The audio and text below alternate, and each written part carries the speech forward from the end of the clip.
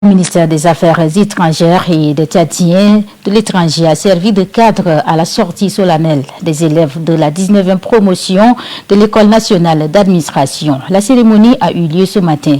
Cette promotion a été baptisée au nom de Bintou Maloum, première femme admise à l'ENA en 1966 et a fini en 1968. La cérémonie a été présidée par le président de la République, le maréchal Mohamed Idriss Déby Itno.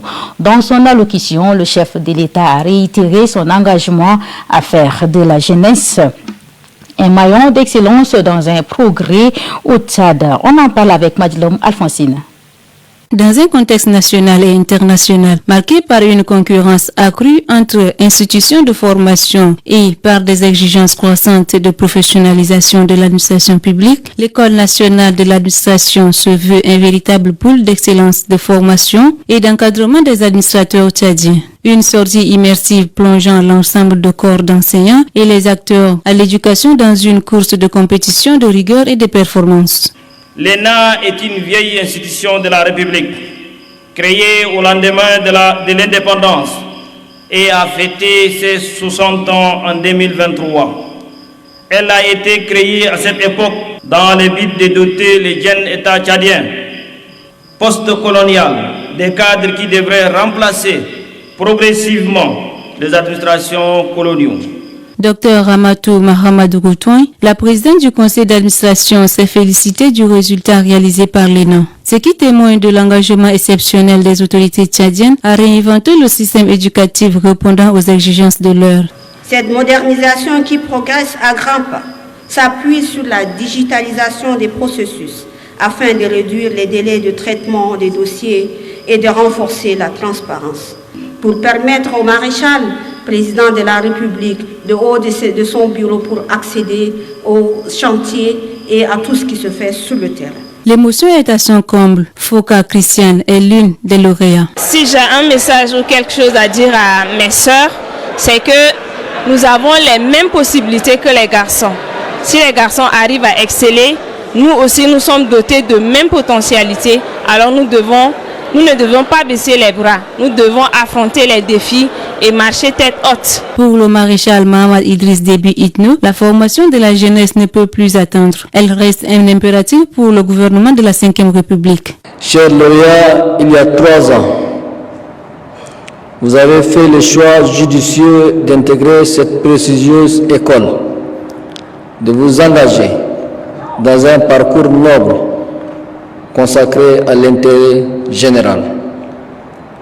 Après 3 années d'efforts, de rigueur intellectuelle, de travail et de discipline, vous voilà aujourd'hui à la porte de sortie, fiers, joyeux. Ils sont au total 196 lauréats de toutes filières attendues à recevoir leur certificat de réussite. 11 majeurs d'entre eux ont reçu de la main du maréchal Mohamed Idriss Déby Itno leur diplôme de fin de formation. Il faut dire qu'à l'issue de cette cérémonie, le chef de l'État a déploré le refus de certains administrateurs affectés à l'intérieur du pays. Il a réaffirmé sa volonté de faire respecter les décisions prises pour le bien-être de la population, tout en appelant les futurs administrateurs à plus de rigueur et d'abnégation dans leur carrière. Les propos du chef de l'État sont recueillis ici par Madjlom Alphonsine. Je relève que malheureusement, quelques-uns parmi ceux-là ont refusé de gagner leur poste, soit disant que les postes ne sont pas à la hauteur de leur aspiration ou qu'ils se trouvent dans des zones reculées. Alors qu'ils ont fait le serment, de servir la République partout où cela est nécessaire. Le sens de servir sur l'ensemble du territoire, de notre territoire, doit être cultivé et encouragé. Comme dans l'armée, les énarques doivent se déployer partout à l'intérieur du pays et gravir les échelons conformément à leur mérite.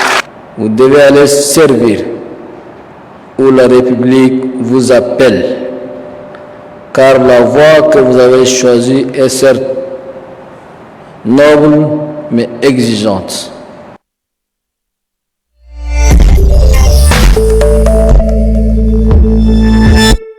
page politique de cette édition, un hôtel de la place a servi de cadre à la tenue de la 75e session du comité des membres couplés à la 155e réunion du conseil d'administration de l'Agence pour la sécurité et de la navigation aérienne en Afrique et à Madagascar. C'était ce matin. Cette cérémonie a rassemblé des délégations venues des 18 pays membres de cette association. On fait le point avec Ramdel Msingar Ngarmatine.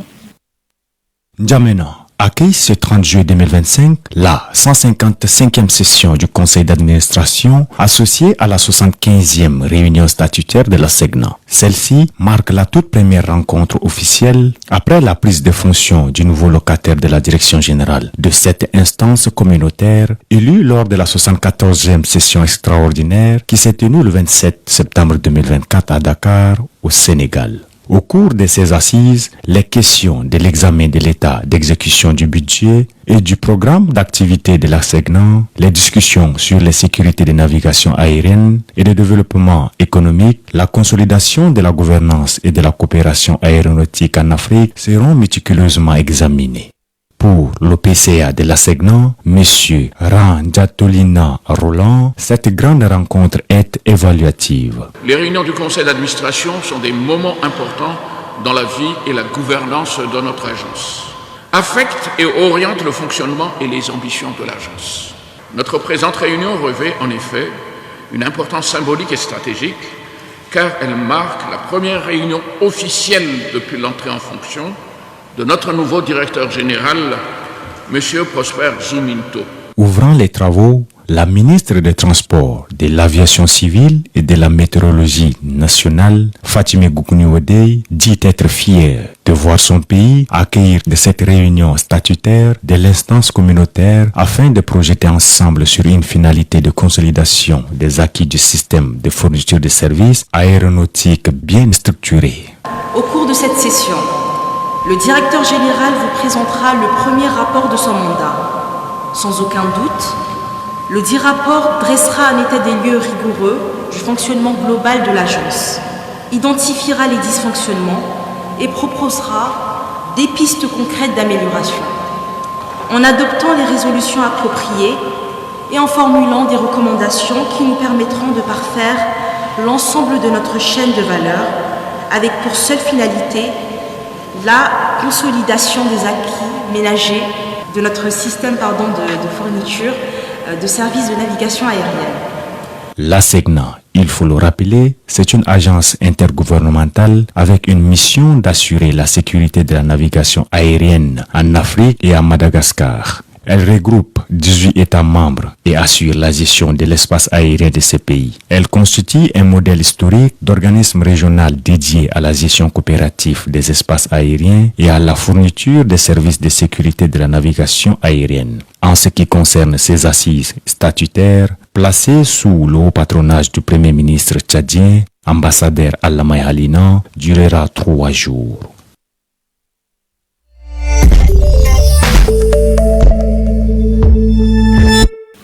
De l'éducation à la politique, parlons société. Dans la province du Mayou-Kébi-Ouest, une ville riche en tradition et en créativité, une jeune artiste et plasticien est en train de se faire un nom. Son travail inspire par la culture et les défis contemporains attire l'attention bien au-delà des frontières de la dite province. Des précisions avec notre correspondant Dieudonné Barnabas depuis Pala. À Pala, dans la province du Mayou-Kébi-Ouest, une région riche en tradition et en créativité. Un jeune artiste plasticien est en train de se faire un nom. Son travail inspiré par la culture et les défis contemporains attire l'attention bien au-delà des frontières de la région. Cet artiste passionné dans son atelier. Tamibé Ernest, je suis un artiste plasticien et promoteur de l'atelier Tamibé Création.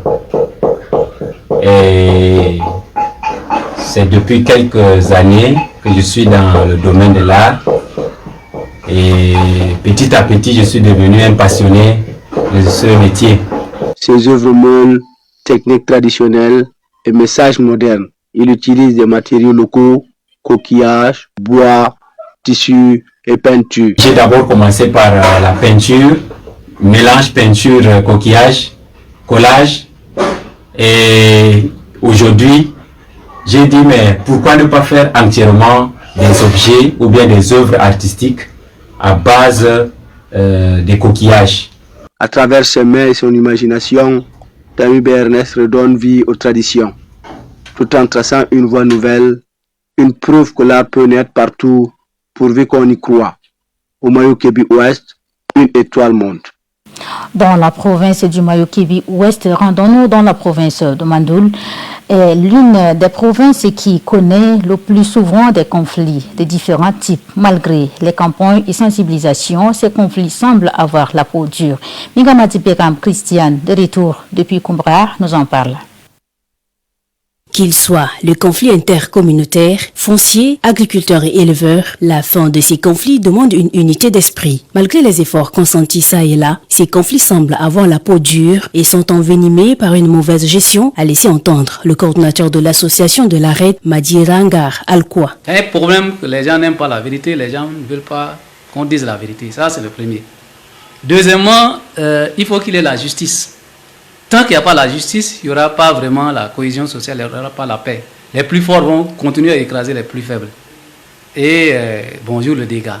La mauvaise gestion de ces conflits-là, la très mauvaise gestion de ces conflits, continue encore à propager ces conflits. La chefferie traditionnelle est devenue une marchandise et donc perd sa valeur et constitue l'une des facteurs phares de ces conflits et envenimée par la mauvaise gestion, laisse entendre le coordonnateur.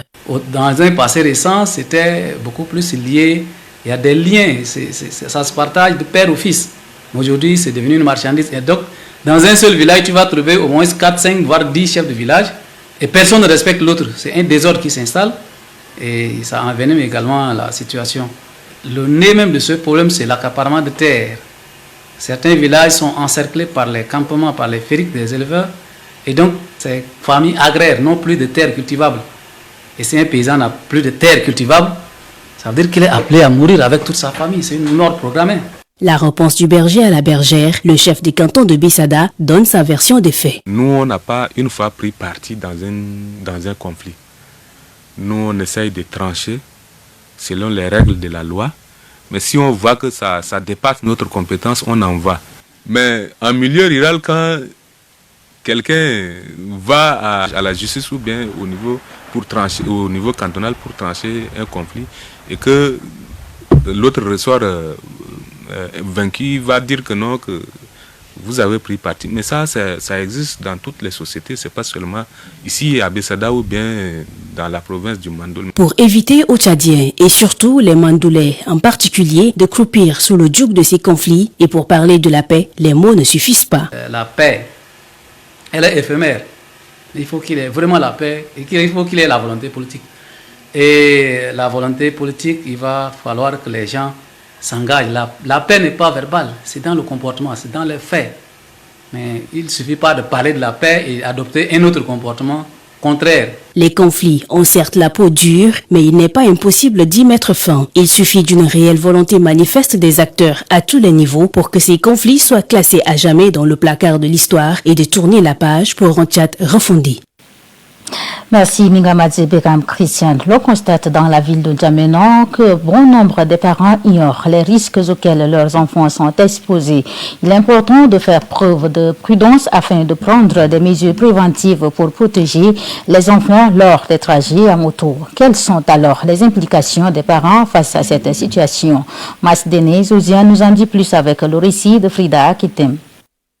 Il est alarmant de constater qu'en N'Djamena que dans d'autres provinces, les parents ne prennent pas les mesures nécessaires pour protéger leurs enfants qui font face à divers risques sanitaires. Les vents froids peuvent entraîner une perte rapide de chaleur corporelle, augmentant le risque d'hypothermie chez les plus jeunes. Par ailleurs, les particules de poussière et les polluants présents dans l'air peuvent aggraver le problème respiratoire préexistant ou déclencher des crises d'asthme. De plus, en cas de chute de la moto, les vents violents peuvent causer des blessures physiques physique si l'enfant n'est pas correctement attaché. Ces conditions peuvent également être source de stress et d'anxiété pour les nourrissons et les plus jeunes. Il est donc crucial de garantir que l'enfant soit bien sécurisé dans un siège approprié à son âge et à sa taille afin de minimiser les risques de blessures lors d'accidents. Dans certains cas, l'air en mouvement peut contribuer à la déshydratation, surtout si l'enfant n'a pas accès à des boissons. Les vibrations et le bruit régénéré par la moto, combinés aux effets du vent, peuvent également provoquer une fatigue excessive chez l'enfant. Il est impératif de faire preuve de prudence et de prendre les mesures préventives pour protéger les nourrissons et les jeunes enfants lors des trajets en moto. Les parents doivent s'assurer que leurs enfants sont toujours en sécurité en utilisant des équipements appropriés et en limitant leur exposition à des conditions potentiellement dangereuses. Les recommandations de sécurité émises par des organismes de santé ou des experts en sécurité infantile doivent impérativement être suivies.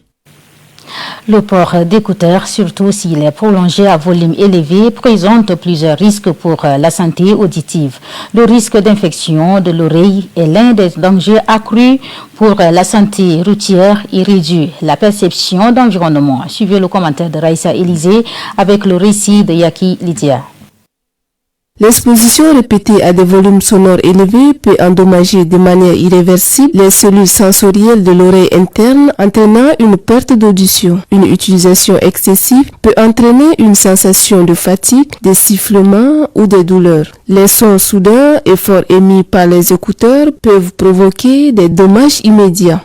Le port prolongé d'écouteurs, surtout intra-auriculaires, peut entraîner des irritations, démangeaisons ou infections dans le conduit auditif en raison des modifications de la flore cutanée. Les nuisances sonores peuvent affecter l'humeur, le sommeil et la concentration. L'exposition au son peut entraîner également des difficultés de concentration et de compréhension de la parole chez les plus jeunes. Le port d'écouteurs au volant est interdit et sanctionné par une amende et un retrait de points sur les permis de conduire. Ne pas dépasser 60% du volume maximal et ne pas écouter à un niveau très élevé pendant les longues périodes. Et cette règle est souvent de faire des pauses permettant aux oreilles de se reposer régulièrement, par exemple une pause de 15 minutes après 60 minutes d'écoute. Être particulièrement attentif à l'utilisation des écouteurs par les enfants et les sensibiliser aux risques.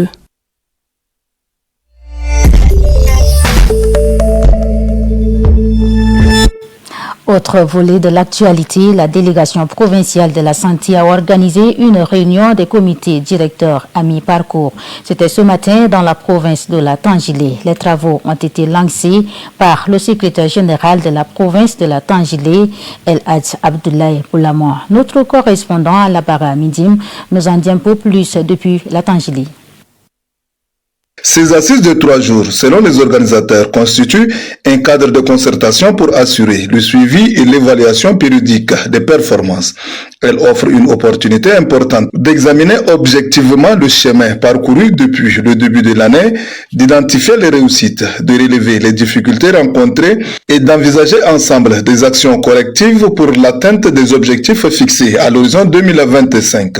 Introduisant les travaux de ces assises, le délégué provincial de la santé de la Tangilé, Dr Adjibera Jean-Baptiste, a profité de l'occasion pour dresser un bilan tout en mettant un accent particulier sur les défis. Grâce à vos efforts, nous avons pu enregistrer, n'est-ce pas, des avancées dans différents domaines prioritaires. La complétude, n'est-ce pas, des données, la couverture en vaccination de routine, les AVS et également les actions sur la santé de la mère et de l'enfant et l'amélioration des indicateurs de couverture. Cependant, il est de notre devoir de reconnaître que plusieurs défis majeurs restent encore. L'accessibilité difficile des zones de responsabilité en ces moments de saison de pluie, la rupture des intrants essentiels et également les problèmes récurrents, n'est-ce pas, de mouvement des personnels. En lançant officiellement les travaux, le secrétaire général de la province de la Tangilé, El Hadj Abdoulaye Boulama, a laissé entendre que la réunion du comité directeur à mi-parcours représente une étape cruciale dans l'évaluation de votre plan d'action opérationnel 2025, dans la consolidation de vos acquis, mais aussi et surtout dans l'identification lucide des défis encore à relever. Signalons enfin que cette réunion verra la présence des inspecteurs du ministère de la Santé publique venus de N'Djamena pour cette occasion. La décoration des archives, aussi appelée tatouage gingival ou noircissement, est une pratique traditionnelle observée dans certaines régions d'Afrique, y compris au Tchad. Bien qu'elle soit souvent perçue comme un symbole de beauté, d'identité culturelle ou de statut social, cette pratique comporte plusieurs risques sur la santé bucco-dentaire. Écoutons Roselyne Djekourbois à ce sujet. La décoration des gencives chez les jeunes filles et femmes prend des proportions très inquiétantes dans la ville d'N'Djamena en général et dans nos provinces en particulier. Perçue souvent comme un symbole de beauté chez les unes et une identité culturelle chez les autres, cette pratique n'est pas sans conséquences. Je pense que ça n'a vraiment pas de valeur ajoutée. Peut-être les femmes ont vu que c'est esthétique, mais sur le point médical, c'est un peu dangereux. Il y a aussi ceux qui utilisent, je ne sais pas, des substances plastiques. Tout ça, ce sont dans les conditions d'hygiène qui ne sont pas usuelles. Ça veut dire que ces tatouages se font dans des conditions qui ne respectent pas l'hygiène. L'utilisation d'outils non stérilisés comme aigus, lames peut entraîner des infections graves selon Dr Dumgun Mouna Doni Nelson. Normalement, tout ce qui est aiguille, tout ce qui doit entrer en contact avec le sang doit être stérilisé si on doit l'utiliser. Maintenant, vous imaginez quelqu'un qui a peut-être une infection quelconque, je ne sais pas, peut-être le virus de l'immunodéficience humaine, le VIH, ou bien peut-être l'hépatite, qui est maintenant très répandue. On va prendre le même aiguille, on utilise chez quelqu'un qui est infecté, on ne prend pas le temps de stériliser. Je dirais par exemple ceux qui utilisent les aiguilles, il faut que ces aiguilles soient à usage unique. On ne peut pas utiliser les mêmes aiguilles pour 2-3 personnes. Et par contre, les pneus, à ça, moi, je pense que c'est une pratique à bannir. La décoration des gencives bien qu'ancrée dans les traditions culturelles et certaines communautés au Tchad n'est pas sans conséquence pour la santé bucco-dentaire. Cette pratique souvent perçue comme un critère de beauté expose les femmes à de nombreux risques, notamment des infections, des douleurs, des complications dentaires et des impacts esthétiques indésirables à long terme. Face à ces dangers, il est essentiel de renforcer la sensibilisation sur les effets néfastes de cette pratique et de promouvoir des comportements respectueux de la santé. Préserver les valeurs culturelles ne doit pas se faire au détriment du bien-être physique. Un dialogue ouvert entre les communautés, les professionnels de santé et les leaders traditionnels est indispensable pour encourager des pratiques sûres, respectueuses de la santé des femmes.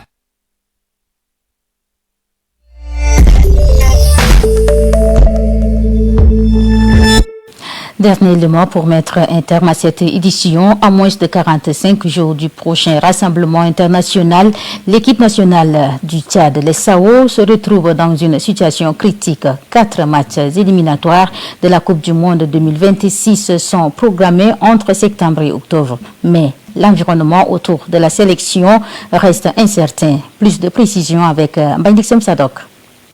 Le calendrier déjà connu, Tchad-Ghana en septembre, Madagascar-Tchad en septembre, Tchad-Mali en octobre et Tchad-la République centrafricaine en octobre.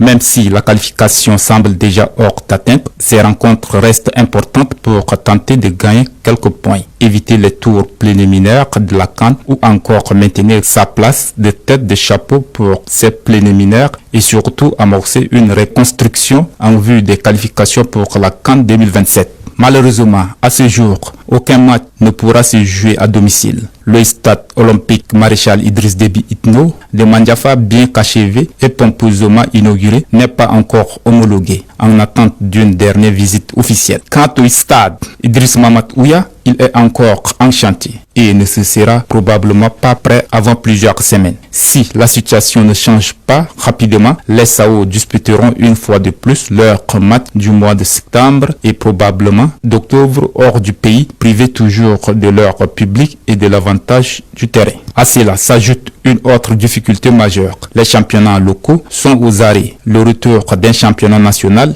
intégral n'est pas prévu qu'en novembre, soit après les 2 prochaines trêves internationales. Ces vite laisse déjà le futur sélectionneur dans une impasse. La majorité des joueurs évoluant dans le championnat d'Njamena et sans compétition, leur forme reste difficile à évaluer. Aucun rythme, aucun repère, aucune dynamique de groupe. C'est un handicap énorme pour une équipe qui cherche la stabilité. Et pourtant, aucun sélectionneur n'a été nommé. Difficilement, le temps file. À quelques semaines du rassemblement, le poste est toujours vacant. Même en cas de nomination imminente, le nouveau coach disposera de moins de 45 jours pour identifier des joueurs disponibles, constituer une équipe, organiser une préparation et proposer un plan de jeu. Les SAO ne sont pas simplement en retard sur le plan sportif. L'ensemble de la structure du football tchadien montre ses failles. L'infrastructure, la planification, la gouvernance, tout semble figé. Ces 4 prochaines rencontres ne seront pas qu'une formalité. Ce sont des matchs tests pour alerter, reconstruire et montrer que le Tchad peut encore croire à un avenir plus structuré.